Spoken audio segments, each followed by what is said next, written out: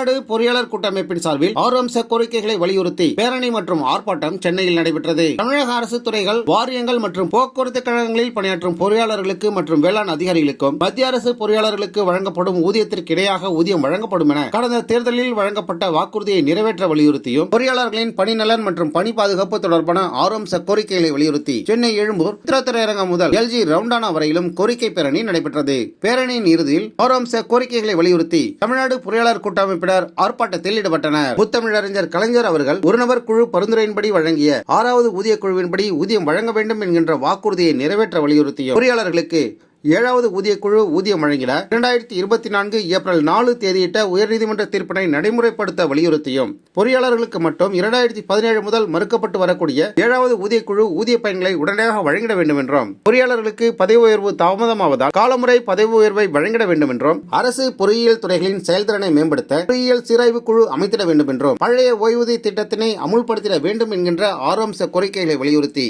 தமிழ்நாடு பொறியாளர் கூட்டமைப்பினுடைய மாநில தலைவர் பொறியாளர் வீரமணி, செயலாளர் பொறியாளர் தனசேகர் ஆகியோரின் தலைமையில் இந்த பேரணி மற்றும் ஆர்ப்பாட்டம் நடைபெற்றது. 18/2/2026 அன்று பொறியாளர் கூட்டமைப்பின் சார்பாக பொறியாளர்களுக்கு கடந்த 15 ஆண்டுகளுக்கு மேலாக இழைக்கப்பட்ட ஒரு ஊதிய முரண்பாட்டை களைய சொல்லி மாண்புமிகு முதல்வர் அவர்களுடைய கவனத்தை ஈர்த்திடுவதற்காக ஒரு பேரணி மற்றும் ஆர்ப்பாட்டம் நடத்த திட்டமிட்டு சிறப்பாக நடத்தி கொண்டிருக்கிறோம். நாங்க எங்களோட நீண்ட நாள் கோரிக்கையா இருக்கிறது பொறியாளர்களுக்கு ஊதிய முரண்பாடை களையணும் அப்படிங்கிறது தான். ஊதிய முரண்பாடு அப்படின்னு எல்லாரும் மக்கள் நினைக்கிறபடி நாங்க யாரும் ஊதிய உயர்வெல்லாம் கேட்கல.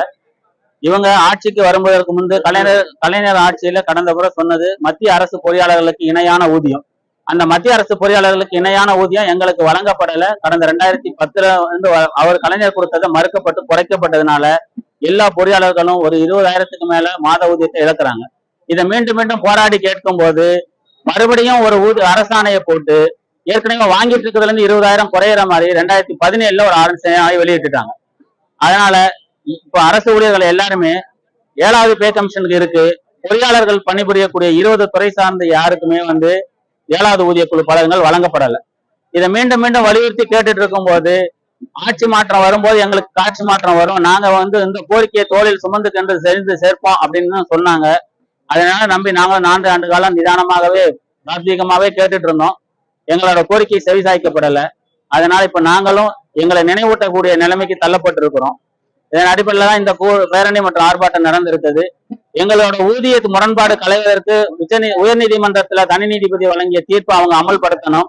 அந்த அமல்படுத்தினாங்கனாலே நாங்க அந்த குறைதீர்ப்பு குழு கிட்ட இருந்து எங்களுக்கான நியாயமான தீர்ப்பை எதிர்பார்க்கலாம். இதை திரும்ப திரும்ப இதை செய்யாம மேலும் மேலும் வழக்கு மேல வழக்கு கொடுத்து அரசாங்கத்துக்கு இழப்பை ஏற்படுத்துறதும் இல்லாம எங்களுக்கு பெரிய மன உளைச்சலையும் பொறியாளர்கள் எல்லாம் மிகுந்த வேதனையோட வேலை செய்யக்கூடிய நிலையை உருவாக்கி இருக்காங்க. இதை தாண்டி இப்போ இந்த அரசாணையினால ஏற்கனவே ஊதியத்துல இருந்து ஓய்வு பெறக்கூடியவங்களுக்கு சிபிஎஸ் பணத்தை இல்லாத நிலையை உருவாக்குறாங்க. உயர்வுல போனவங்களுக்கு சம்பளம் மறுக்கப்படுது. குறைஞ்சது எல்லாருமே 3 மாசம் 4 மாசம் சம்பளம் இல்லாம கஷ்டப்படுற நிலைமையை தான் உருவாக்கி இருக்கிறாங்க. இந்த நிலைமையெல்லாம் அரசுக்கு எடுத்து சொல்லவும் எங்கள் மீது அவங்களோட பார்வை இருக்கவும் வலியுறுத்தி தான் இந்த போராட்டம் நடத்திட்டு இருக்கோம். மீண்டும் இந்த போராட்டத்தை வேறு வழிவகங்கள்ல கொண்டு போகாம எங்களோட கோரிக்கைகள் செவிசாய்த்து உயர்நீதிமன்றம் வழங்கிய தீர்ப்பின் அடிப்படையில அந்த ஒரு குறைதீர்ப்பு குழு ஊதிய குறைதீர்ப்பு குழு அமைச்சு எங்க குறைகளை தீர்க்கணும்னு முதல்வர்கள் இந்த வாயிலாக கேட்டுக்கொள்கிறோம். என்னுடைய பெயர் தனசேகரன், பொறியாளர் கூட்டமைப்பினுடைய பொதுச் செயலாளர். பொறியாளர்களின் 15 ஆண்டுகளுக்கு மேலாக உள்ள ஊதிய பிரச்சனை தொடர்பான 6 அம்ச கோரிக்கைகளை வலியுறுத்தி நடைபெற்ற இந்த பேரணி மற்றும் ஆர்ப்பாட்டத்தில் தமிழக அரசின் அனைத்து துறைகள், வாரியங்கள், கழகங்கள், மாநகராட்சி மற்றும் உள்ளாட்சி அமைப்புகளில் பணியாற்றும் பொறியாளர்கள் மத்திய அரசு பொறியாளர்களுக்கு இணையான ஊதிய விகிதம் நிர்ணயிக்கப்படும் என்கின்ற கடந்த தேர்தலின் போது அறிவிக்கப்பட்ட வாக்குறுதிகளை நிறைவேற்ற வலியுறுத்தி பொறியாளர்களின் பணிநலன், பணி பாதுகாப்பு உள்ளிட்ட 6 அம்ச கோரிக்கைகளை நிறைவேற்ற வலியுறுத்தி தமிழ்நாடு பொறியாளர் கூட்டமைப்பை சார்ந்த 2000க்கும் மேற்பட்ட பொறியாளர்கள் இந்த ஆர்ப்பாட்டத்தில் கலந்து கொண்டனர். தமிழ்நாடு பொதுப்பணித்துறை மற்றும் நீர்வளத்துறை பொறியாளர் சங்கம், தமிழ்நாடு பொதுப்பணித்துறை மற்றும் நீர்வளத்துறை உதவி பொறியாளர் சங்கம், தமிழ்நாடு நெடுஞ்சாலைத்துறை பொறியாளர் சங்கம், தமிழ்நாடு ஊரக வளர்ச்சித்துறை பொறியாளர் சங்கம், பெருநகர சென்னை மாநகராட்சி பொறியாளர் சங்கம், தமிழ்நாடு நகராட்சி பொறியாளர் சங்கம், தமிழ்நாடு கட்டிட கலைஞர் சங்கம், தமிழ்நாடு பொதுப்பணித்துறை பொறியாளர் சங்கம், தமிழ்நாடு அரசு வேளாண் பட்டதாரிகள் சங்கம், தமிழ்நாடு மின்வாரிய பொறியாளர் கழகம், தமிழ்நாடு குடிநீர் வடிகால் வாரிய பொறியாளர் சங்கம், தமிழ்நாடு குடிநீர் வடிகால் வாரிய உதவி பொறியாளர் சங்கம், தமிழ்நாடு மின் ஆய்வுத்துறை பொறியாளர் சங்கம், சங்கம், சென்னை குடிநீர் வாரிய பட்டதாரி பொறியாளர் சங்கம், அரசு போக்குவரத்து கழக பட்டதாரி பொறியாளர் சங்க கூட்டமைப்பு, தமிழ்நாடு வீட்டு வசதி வாரிய பொறியாளர் சங்கம், தமிழ்நாடு தலைமை கொதிகலன் ஆய்வாளர் பொறியாளர் சங்கம், தமிழ்நாடு போக்குவரத்து கழக பொறியாளர் சங்கம், தமிழ்நாடு குடிசை மற்றும் வாரிய பொறியாளர் நல சங்கம், தமிழ்நாடு அரசு மோட்டார் கன பராமரிப்புத்துறை பொறியாளர் சங்கம், தமிழ்நாடு அரசு சுகாதார போக்குவரத்து துறை பொறியாளர் சங்கம், தமிழ்நாடு மாசு கட்டுப்பாட்டு வாரிய பட்டதாரி பொறியாளர் சங்கம் உள்ளிட்ட 22க்கும் மேற்பட்ட அமைப்பை சார்ந்த பொறியாளர்கள் தங்களின் 6 அம்ச கோரிக்கைகளை வலியுறுத்தி நடைபெற்ற இந்த பேரணி மற்றும் ஆர்ப்பாட்டத்தில் கலந்து கொண்டு கோஷங்களை எழுப்பினர்.